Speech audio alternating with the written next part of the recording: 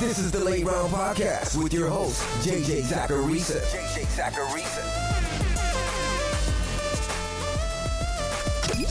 What's up, everyone? It's JJ Zachariason, the editor-in-chief at FanDuel and at NumberFire.com, and this is episode 472 of the Late Round Podcast, with many shows that are part of the FanDuel Podcast Network. Thanks for tuning in. During the 2020 season, quarterbacks rushed for 9,415 yards. That was up about 1,700 yards from 2019 and up about 1,400 yards from 2018. Dating back to 2011, this 2020 season was easily, and I mean easily, the best rushing quarterback season we've ever seen. We were all witnesses to this each and every week. Lamar Jackson, Josh Allen, Kyler Murray, Deshaun Watson, Russell Wilson, Ryan Tannehill, Dak Prescott when he was healthy, Jalen Hurts when he became starter, Cam Newton, the list goes on and on. Quarterbacks are running the ball often, and they're running the ball well, and it's changing fantasy football. Scratch that, it already has. On today's show, we're talking quarterback rushing. I'll be diving into how quarterback rushing has changed the landscape of the fantasy football game and what it means for 2021 and beyond. Before digging in, though, I want to remind you that as we inch closer to the conclusion of the 2020 NFL season, there's only a few more opportunities to enter FanDuel's NFL Saturday Million. If you missed out on last week's contest, don't worry. The stage is set for you to play for a big payday in the divisional round. For just $4.44, you can enter the NFL Saturday Million and compete for your share of the $1 million prize pool, including a $200,000 first place prize. For more details, visit FanDuel.com or download the FanDuel app today. Eligibility restrictions apply. Okay, so I want to kick things off today with a reference to an article that was written in 2013. Rich Hribar, who some of you probably know from his work at RotoWorld and now Sharp Football Analysis, Rich wrote a couple of articles for NumberFire way back in the day. In 2013, he wrote a piece called Terrell Pryor, Tim Tebow, and Running Quarterback History. In that article, he explained why quarterback rushing was broken in standard scoring leagues. Or maybe to put it another way, he explained why quarterback rushing was so important. He dubbed this cheat code the Konami code of fantasy football. So we've known this was the case for a long time. We've known that running at the quarterback position is a cheat code in fantasy football. Entering the 2020 season, it's not like fantasy managers were unaware of the impact quarterback rushing had on quarterback scoring. In fact, in an article that I wrote back in May over on NumberFire titled, Did Lamar Jackson Break the Late Round Quarterback Strategy?, I concluded the following. You know, the truth is, the question about the late round quarterback strategy in fantasy football this year shouldn't really revolve around Lamar Jackson. It shouldn't be about whether or not you're willing to take Jackson in the top 25 or the top 30. Instead, our focus should be on the fact that the fantasy football world has gotten smarter. In the past, a season like Ryan Tannehill's 2019 would have almost assuredly catapulted his cost the following year into the top 10 at the quarterback position. Yet today, the following year, he's being drafted as a mid-range QB2. Historically, fantasy managers didn't put a premium on quarterback rushing production. They ignored what's been dubbed the Konami code of fantasy football. We don't see that anymore. The consensus top 7 quarterbacks this year are all players who bring that extra juice with their legs. So no, Lamar Jackson isn't what could break the idea of drafting quarterbacks late in fantasy football. You are. As the fantasy football world gets sharper, the late round quarterback strategy may slowly morph into the middle round quarterback strategy. I've read that excerpt in the past, and I'm not reading it again because it's an I told you so moment. I think it's important to establish that this is not something new. This isn't some hindsight-driven thing that I'm talking about. The fact is, entering the year, it was pretty clear that number one, the rushing component for quarterbacks was vital for fantasy football success, and that number two, this seemed to be the first year since I'd been analyzing fantasy football where these mobile quarterbacks were actually properly priced. And that changed everything. In the past, you were able to get deals on late round quarterbacks for a few reasons. One of them being that the market was never efficient. We've had mobile quarterbacks be drafted late. We've had obvious breakout candidates drafted late. Before this past year, it was relatively easy to find a couple of later round guys that you felt good about. But on top of that is this idea of replaceability. Because you start one quarterback in your typical league, the demand of the position is low. In turn, the replaceability is high. There have always been a lot of players on your waiver wire each week to choose from and effectively stream at the quarterback position. I've done shows on why you can stream the quarterback position in the past. I won't dig deep into that topic today. What I can tell you is that over the last 6 years, with my other podcast called Living the Stream, my co-host Denny Carter and I have averaged about a QB7 Frankenstein each year. And that's without the benefit of finding a quarterback and just starting that quarterback week in and week out. We choose quarterbacks each week that are rostered in a low number of leagues. We then average out those quarterbacks' totals, and the average points per game has traditionally ended up in the QB6 to the QB8 range. Until this year. This year, it was QB11. Now, we didn't have the benefit of picking up someone like Justin Herbert and just recommending him each and every week. But it was very clear that the baseline quarterback, the hypothetical worst starter that you could put together, it was a lot lower and worse this year than in past years. And the reason for that is what I've been talking about. The market was efficient to start the year, and then things really, really blew up this season. It wasn't just rushing that blew up either. Yes, quarterbacks had by far the most rushing yards that we've seen, and the same goes for rushing touchdowns. Get this, quarterbacks in 2020, they rushed for 126 touchdowns.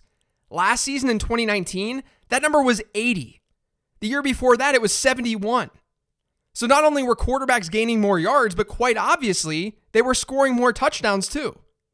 They represented 23.6% of all rushing touchdowns. Their previous high over the last decade, it came last year at 17.9%. But here's the thing, it wasn't just rushing that was crazy in 2020. If you look at the top 12 quarterbacks in points per game this season, and I'm only looking at quarterbacks who played half the season here, so someone like Dak Prescott isn't part of the sample.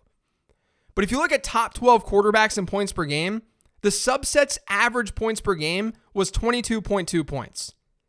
If you look at all seasons since 2011, that was easily the highest. Now you might be saying that's because of rushing, and you'd be partially right with that statement. This past season, top 12 quarterbacks averaged 4.2 points per game with their legs. And by the way, any fumbles here are credited to passing, but it's not like that would have made a ton of difference. But top 12 quarterbacks in 2020, they averaged 4.2 points per game via rushing. In 2019, that number was 3.7. And in every other season since 2011, the highest we'd seen was 2.8. If you're doing some quick math in your head, or if you were even able to, you might realize that this also means that quarterback passing was at its best this past year too. During the 2020 season, top 12 quarterbacks averaged 18.1 points per game through the air. It's the first time that number was over 18 since 2011.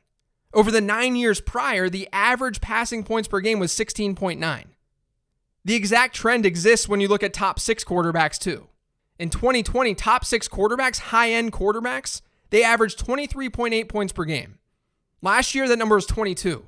The highest it had been over the last decade before 2020 was 22.7 points.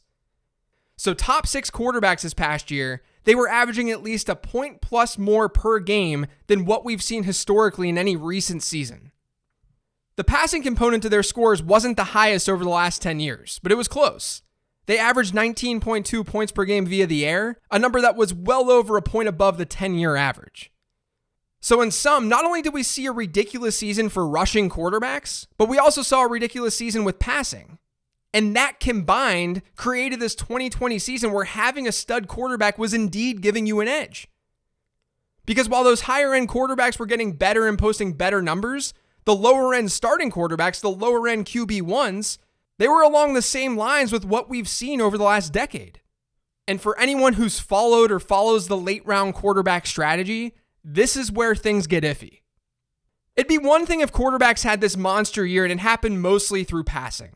We'd expect some of that to regress. Touchdown rates, which will often drive fantasy scoring for quarterbacks, at least through the air, touchdown rates regress.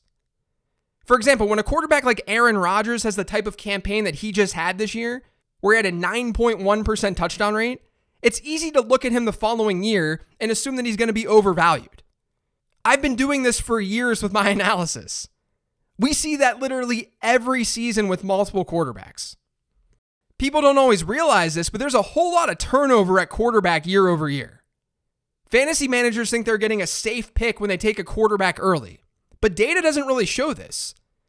Instead, data shows that when you look at top 12 quarterback average draft position data and you compare it to the postseason result, there's less correlation than with top 24 running backs and wide receivers. Meaning within that sample, we actually predict the outcome for running backs and wide receivers better than we do quarterbacks. This is part of the reason the late round quarterback strategy has been so effective. Replacing passing numbers each week through streaming or even through a late round quarterback who just breaks out, it really hasn't been that hard. It's not so simple when you add in this rushing component though.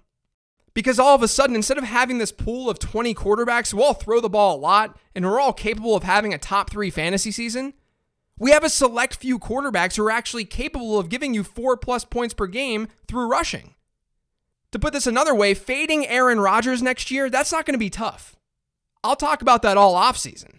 We know he's very unlikely to repeat his 2020 season. And we know that he doesn't bring massive amounts of fantasy production to the table with his legs. He brings some, but not like a Kyler Murray or a Josh Allen. Rodgers is an easy guy to avoid. But is Josh Allen, is Deshaun Watson? Fading those players is not easy. Because not only are they giving you a floor each week with what they can do on the ground, but now it's matching with their arm. Now they're able to put up these monster passing numbers while providing high-end rushing production. Our choices of players to become top 3 fantasy assets at quarterback, they're shrinking. The allure of the late round quarterback strategy has always been that the position is deep. It's replaceable. And you've at least got a decent shot at QB1 or QB2 production with a late round pick. Now, I'm sure that technically still exists, but not at the same level. Now we have a more efficient market. Now we almost certainly know which players are going to be in store for huge fantasy seasons at the quarterback position. So where does that bring us? Does that mean that I, JJ, the person whose career as a fantasy football analyst started by writing an ebook titled The Late Round Quarterback, does that mean that I'm now officially throwing in the towel with this strategy? No, it doesn't, because that's never been what this strategy has ever been about. Like I said at the top, the late round quarterback approach is about reading and understanding the market. When I first wrote my ebook 9 years ago, the 12th quarterback in drafts was typically selected in round 8 of a 12-team league. That's basically where we saw the QB6 get drafted this year. The word late doesn't mean streaming. It doesn't mean be the last person to take a quarterback.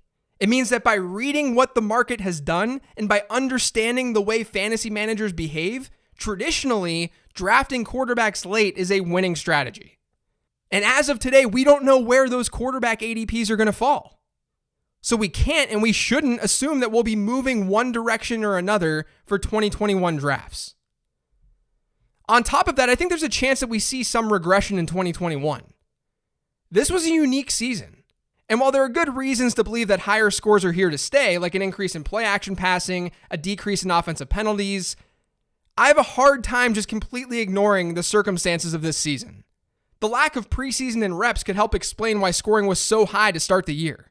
We saw that in 2011 as well, at least to start the season. And that season, we almost had a lockout in the NFL. This was even more drastic and dramatic than that season was. And maybe the lack of fans helped offenses too. Away teams had an easier time communicating at the line of scrimmage. That could have helped them be more efficient offensively. But I also think that's going to impact passing more than rushing. The regression is likely going to help the baseline out a bit. It'll make streaming maybe a little bit easier to do. But it's not going to regress so far to the point where the advantages that we saw from quarterbacks this year, that's just going to evaporate and disappear. Where we're at now, given what's happened this season and the year before where there was a spike in rushing production as well, this is a turning point. For as long as the NFL doesn't add more dual threat quarterbacks, the current dual threat quarterbacks are going to continue to give you an edge. That's not the question. That shouldn't be the question. We now not only know and understand the importance of rushing for quarterbacks, but because of these passers who are able to do it all through the air and on the ground, we now have a good idea of who these high-end passers are going to be each year. And I'll tell you what, that's information that I fought against for years. I used to fight against this idea that high-end quarterback picks were safe. Because they haven't been safe. Because there has been variance with those picks. That variance is slowly disappearing. And it's because of the Josh Allens and the Deshaun Watsons and the Kyler Murrays of the world. It's because of these players who have now developed some of the best arms in football while maintaining their mobility. The question isn't whether these guys are going to give you an edge in fantasy football. The question is, where are these guys going to get drafted? That's what's going to dictate your quarterback strategy. That's what's going to tell us if, for the time being, if the late round quarterback strategy is not nearly as advantageous as it used to be. This is what fantasy football has needed. The answer to how do I make quarterbacks matter more in fantasy football has almost always been make it a superflex league. That's still an easy answer, but at least now we have a reason to take the QB6 earlier than round 8. And to be honest, we did last year too. And hopefully this type of discussion and strategy can hold on for more than just a year or two. Because realistically, all that needs to happen is that there needs to be an influx of dual threat talent. That's it. That's how fragile this whole thing is. If a handful of quarterbacks with rushing ability come into the league and then succeed, and we know some are coming in, but if they succeed, then all of a sudden we're back to confidently drafting quarterbacks in rounds 11, 12, and 13. Because there's going to be more dual threat options. You having Josh Allen isn't giving you as big of an advantage. Until then, though, we've got to be hyper aware of the quarterback market. Because unlike 2014 or 2015 or 2016, when it was obvious to get a quarterback late, the mobility of quarterbacks has made it not so obvious. That's going to do it for today's show, though. Thanks to all of you for listening. If you've yet subscribed to the Late Round Podcast, make sure you are by searching for it pretty much anywhere podcasts can be found. And don't forget to follow me on Twitter @LateRoundQB. Thanks, everyone. I'll be back on Friday with the weekly mailbag show. I'll talk to you then.